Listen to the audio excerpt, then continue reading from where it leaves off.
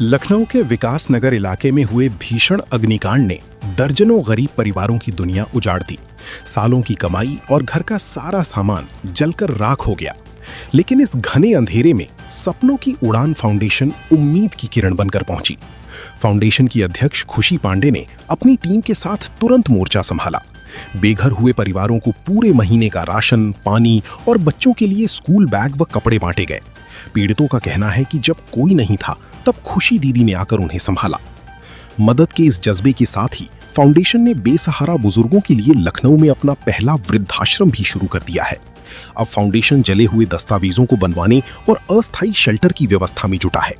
खुशी पांडे ने शहरवासियों से भी अपील की है कि वे आगे आएं और पुराने कपड़े या बर्तन देकर इन उजड़े परिवारों को फिर से बसने में मदद करें। अग्निकांड हुआ है और सपनों की उड़ान फाउंडेशन लगातार देखा जा रहा है इस तरह के काम कर रही है, तो ये कब से आपकी फाउंडेशन इस सपनों की उड़ान जो फाउंडेशन है इस कार्यरत में लगी हुई है, जब से आग लगी है, और क्या क्या किया है और आगे क्या करने वाली है, ये बताइए। सपनों की उड़ान फाउंडेशन असल में खुद हम लोग जिस दिन आग लगी थी उस दिन से कार्यरत हैं। यहाँ पर हम लोग कंटिन्यूस काम कर रहे हैं जिस दिन से आग लगी है। हम लोगों ने स्टार्टिंग की थी रेडी टू ईट मील से। उसके बाद हम लोगों ने यहाँ पे बर्तन लोगों को दिए हैं, मैट्स दिए हैं, चटाइयाँ दी हैं, खाना दिया है। हम लोग सोलर लाइट्स दे रहे हैं, रात में अंधेरा हो जाता है यहाँ पे, उसके लिए हम लोगों ने सोलर लाइट प्रोवाइड करी है।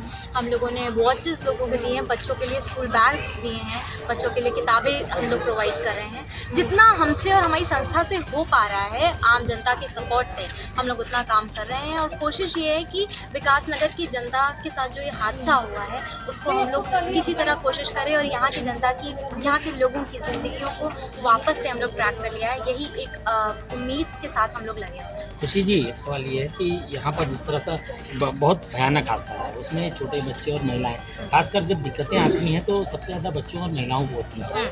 उससे संबंधित कैसे उनकी मदद हो पा रही, क्योंकि इसमें बहुत सारी महिलाएं प्रेग्नेंट भी हैं, बहुत सारे छोटे छोटे बच्चे हैं, काफ़ी बच्चे थोड़ा सा डर भी गए हैं, कुछ बच्चों की किताबें भी जल गई हैं। ऐसे में क्या प्लान है? बच्चों की जो किताबें जली हैं, अभी हम लोगों ने जो मोस्टली हम लोगों को यहाँ पे बच्चों के स्कूल के नाम पता चलेंगे, उन स्कूल के नाम हम लोगों ने लिखे हैं। कल बच्चों को स्कूल बैग्स और उनको कॉपीज़ प्रोवाइड कर दी जा चुकी है हमारी संस्था की तरफ से।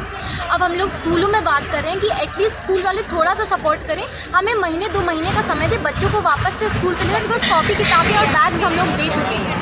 तो बच्चों को थोड़ा सा ये बोल दिया गया, स्कूल से बात करनी है कि आप लोग बच्चों को पढ़ाना शुरू करिए। 1 से 2 महीने में हम लोग उनकी फ़ीस भी सबमिट कर देंगे। पर अभी कोशिश है विद्यालयों से, मेरा क्या कहते हैं हाथ जोड़कर निवेदन है कि बच्चों की पढ़ाई ना रुके, बच्चों को पढ़ाना शुरू करें। फ़ीस की जहाँ तक बात है वो हम लोग पूरी कोशिश करेंगे 1 से 2 महीनों में, बिकॉज अभी हम लोग बहुत सारे एक्सपेंसेस देख रहे हैं। हम लोग राशन किट आज लेकर आए हैं बांटने के लिए, बर्तन बांट रहे हैं, किताबें बांट रहे हैं, चटाइयाँ, तकिया, ये सारी चीज़ें हम लोग इस चीज़ पे काम कर रहे हैं।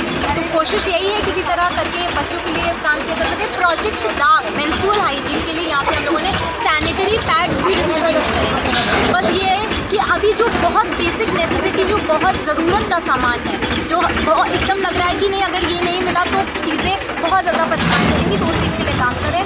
बाकी पूरी तरीके से सपनों की उड़ान फाउंडेशन स्वयं में खुद एकदम तत्पर हैं कि हम लोग किसी भी तरीके से विकास नगर की जनता के लिए बहुत ज़्यादा काम करेंगे और इनकी ज़िंदगी को वापस से ट्रैक करेंगे। आपकी संस्था द्वारा महिलाओं के लिए ग्रामीण क्षेत्रों और जगहों पे क्या किया जा रहा है? ग्रामीण क्षेत्रों की बात करें तो हमारे 2 जीविका साथी ट्रेनिंग सेंटर गांव में खुल चुके हैं, जहां पे हम औरतों के लिए हम लोग ये काम कर रहे हैं कि हम लोग उनको बेसिक स्टिचिंग, स्टोन वर्क और चिकनकारी का काम सिखा रहे हैं। उनको आत्मनिर्भर बना रहे हैं कि वो इन ट्रेनिंग से अपना काम सीखें, काम सीखने के बाद अपना रोजगार शुरू करें। तो आपकी संस्था निरंतर कार्य कर रही है, तो इसमें और क्या उपलब्धि या विज़न क्या है, बस इतना आप बताइए।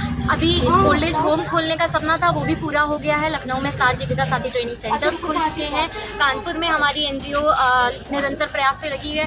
उम्मीद यही है कि हर ज़िले, हर कस्बे, हर गली तक सपनों की उड़ान फाउंडेशन पहुंच सके और लोगों की सहायता कर सके, किसी भी तरीके से हम लोगों के लिए काम आ सके, बस यही है।